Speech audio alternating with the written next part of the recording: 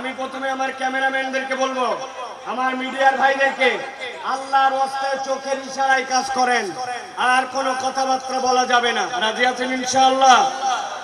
কোনো কথা হবে না।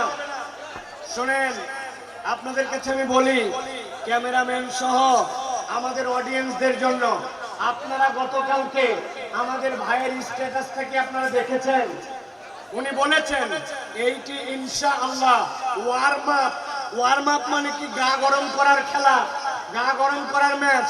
ভাই এটার উপকর্তে বুঝিয়েছেন আপনাদের বিহেভিয়ার, আপনাদের আচরণ, আপনাদের পরিবেশ, এইগুলা দেখে নেক্সটের প্রোগ্রামের জন্য আপনাদের কি করণীয় এবং আপনাদেরকে অ্যালাউ করা হবে কি হবে না, এই সিদ্ধান্ত আসবে।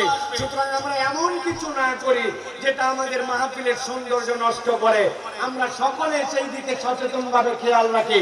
আমরা সকলে মিলে যদি একটা চমৎকার পরিবেশ উপহার দেই, তাহলে ইনশাআল্লাহ আমরা এটা প্রমাণ করতে পারবো যে কোরআনের ময়দানের জন্য, তাফসীরের ময়দানের জন্য বাংলার মাঠ প্রস্তুত আছে ইনশাআল্লাহ। প্রত্যেকটা জেলা, বিভাগ, বিভিন্ন জায়গায় আমরা প্রোগ্রাম করতে পারি, ঠিক কি না? এই জন্য আমাদের সহযোগিতা দরকার।